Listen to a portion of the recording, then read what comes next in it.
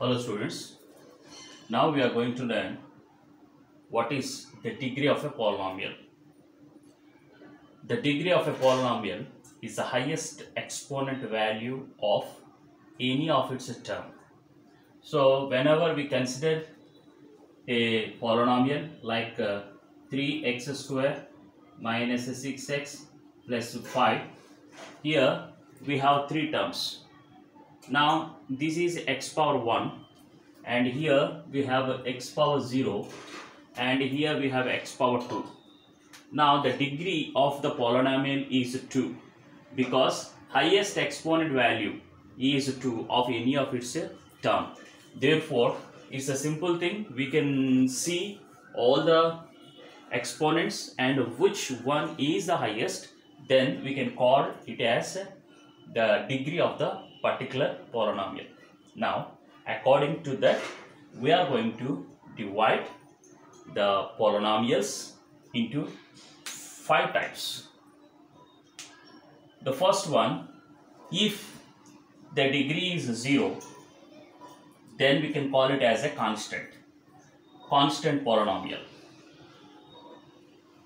Example, 5 minus 6, 7 by 2, 0.25, all the numbers comes under the constant polynomial because they are constants and we can call them, we can consider them as a polynomial even though it is having single term, we can call it as a constant polynomial. Now the second one is, if the degree is 1, we can call it as a linear polynomial. Therefore 3x plus 2 is one example, 2y minus 7 is another example. The degree of the variable x is 1. Consider this as a linear polynomial. And if the degree is 2, then we can call it as a quadratic polynomial. The quadratic polynomial, the highest degree must be 2.